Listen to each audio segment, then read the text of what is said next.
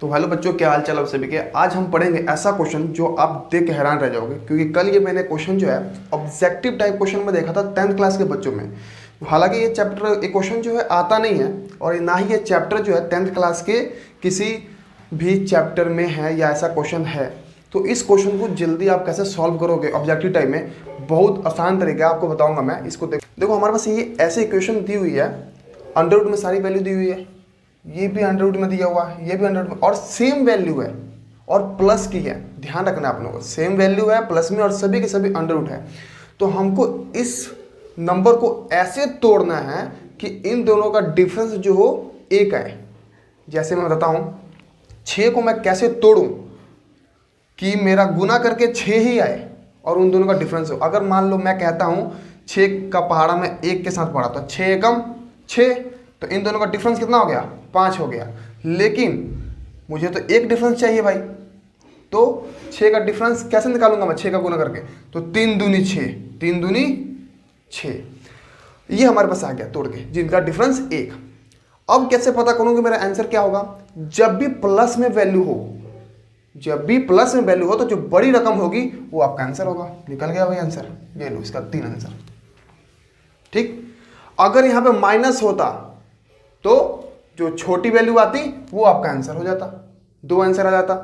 अब इसी तरह नेक्स्ट क्वेश्चन देखेंगे हम लोग। यहाँ वो 12 दिया हुआ, सारा का सारा सेम है, प्लस है, सारा कुछ दिक्कत। 12 आप कैसे बनाओगे आप लोग, जिनका डिफरेंस 1 हो, तो 4 और 3, ठीक है, 4 और 3, क्योंकि 4 और 3 के बीच में डिफरेंस एक ही है, हमें डिफरेंस एक ही लेना है। ऐसा नहीं कर सकते आपके 6 दूना 12 कर लोगे, 6 गुना 12, ऐसा नहीं। इन दोनों का डिफरेंस 4 हो गया, हमें एक ही डिफरेंस लेना है। तो प्लस में है तो बड़ी रकम उठाओ, ये आ गया भाई 4। अगर यहाँ पर माइनस लगी होती तो आंसर क्या आता, 3। ठीक है, अब ये देखो क्वेश्चन हमारे पास 56 माइनस 56 ऐसे दिया होता, 56 को कैसे तोड़ूंगा मैं, 8 सत्ते 56, 8 सत्ते 56, इन दोनों का डिफरेंस कितना आ गया, 1 आ गया भाई। क्या दिक्कत है, कुछ नहीं है। माइनस है तो छोटी रकम उठाओ, कोई घबराने वाली बात नहीं है। ठीक है, ये 3 क्वेश्चन है, और इसमें से और कौन कौन से क्वेश्चन आपको आ सकते हैं, मैं क्वेश्चन ये बताऊंगा आपको कौन कौन से क्वेश्चन आपको आएंगे। पहले आप इसको आराम से नोट करो या फिर स्क्रीनशॉट ले लो, समझ लो, किसी कॉपी पर नोट कर लो। ठीक है, अब देखो आपके पास क्वेश्चन आ गया, ये 3 क्वेश्चन। अब सभी के बच्चों के दिमाग में ये आ रहा होगा कि अगर तो डिफरेंस 1 आ गया तो चलो क्वेश्चन कर लेंगे, लेकिन अगर डिफरेंस 1 ही ना आए तो कैसे करोगे इस क्वेश्चन को। जैसे देखो 5 है, तो ऐसा इसका पहाड़ा पढ़ो, तो क्या इन दोनों को कोई 2 ऐसा पहाड़ा में लूंगा जिसके मतलब 5 भी आ जाए और डिफरेंस भी 1 आ जाए, तो 5 का होगा क्या, नहीं होगा।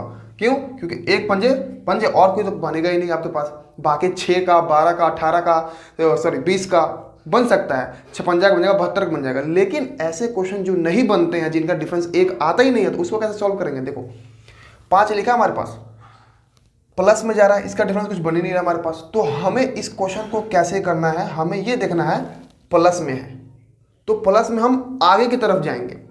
हमें ये देखना है कि इसके बाद वाला ऐसा रकम कौन सा है जो जिनका डिफरेंस 1 होगा।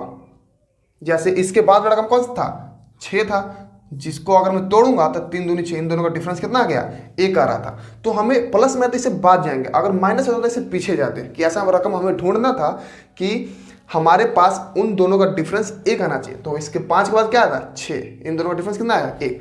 तो क्या आया देखो, 3 और 2।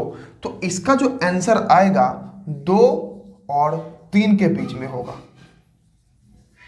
2 और 3 के बीच में, ये आंसर है, बस और कुछ नहीं।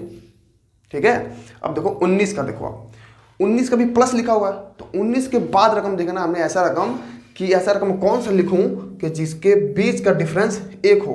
तो 20 है, 20 को तोड़ोगे तो कितना, 4 और 5, डिफरेंस भी 1 आ गया। तो इसका आंसर क्या आएगा, 4 और 5 के बीच में। ठीक, अगर माइनस आ गया तो 14 के पीछे जाना है। ठीक है, तो पीछे जाओगे तो 13 नहीं है वह, क्योंकि 13 तो प्राइम नंबर है भाई। 12 जाओगे तो 12 का पहाड़ा क्या होता है, 4 और 3, तो इसका आंसर क्या आएगा, 3 और 4 के बीच में। ये होगा आपके पास क्वेश्चन, नोट कर लो अच्छे तरीके से इसे। अब देखो जो नेक्स्ट टाइप है हमारे पास, थर्ड टाइप, इसमें देखो क्वेश्चन कैसे आपके पास, सेम यही रकम है, ये भी सेम ही रकम मैंने लिख दिया, लेकिन डिफरेंस क्या है आपके पास?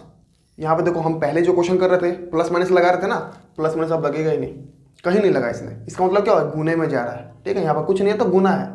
ठीक, अब यहाँ पे देखो एक चीज़ और क्या चीज़ है कि यहाँ पे देखो मैंने सिर्फ यहाँ तक ही लिखा हुआ है, पर इसको मैं देखूँ तो मैं तो आपको बता रहा हूँ कि ये इन्फिनिटी तक जाएगा।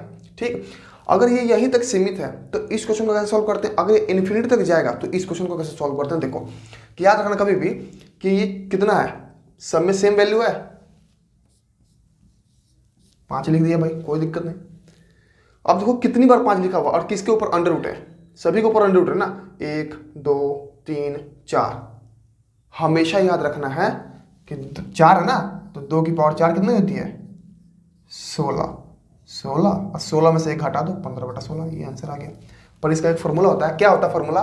वो चीज़ देखो आप, हमारे पास जो भी ये वैल्यू है इसको मान लेते हैं हम लोग x 1 - 1/2n, ये फॉर्मूला होता है।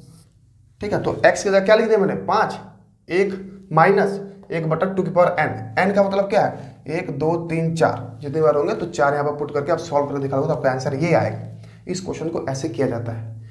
कंफ्यूज नहीं होना आपने। यहाँ पे देखो मैंने इन्फिनिटिव नहीं लिखा है, यहाँ पे इन्फिनिटिव लिखा है, उसीलिए दोनों क्वेश्चन को साथ में मैंने लिख दिया। ठीक है, अब देखो अगर ये इन्फिनिटी तक आ जाए क्वेश्चन तो इस क्वेश्चन का डायरेक्ट आंसर होता है, जो दिया है वो लिख दो, 5 का 5 ही आ जाएगा भाई, आंसर खत्म। अगर यहाँ पे 15 आ जाए तो 15 आंसर आ जाएगा इन्फिनिटी में, इसमें कुछ नहीं करना होता। ये सिंपल से ट्रिक है, आपको अच्छे से क्वेश्चन को समझना है, देखना है, क्योंकि ये क्वेश्चन मैं इसलिए करा रहा हूँ कि वैसे तो ये सीजीएल में क्वेश्चन आते हैं ज़्यादातर, सीएचएसएल में आते हैं, लेकिन मैंने ये क्वेश्चन जो है कल 10th क्लास के बच्चों के ऑब्जेक्टिव क्वेश्चन में देखा था। ठीक, इसी कारण से मैंने ये क्वेश्चन जो है आपके सामने लेके आया और आपको ये करना चाहिए मेरे ख्याल से। अगर आपको 10th के बाद भी अगर जाओगे तो आपको थोड़ी बहुत नॉलेज होगी।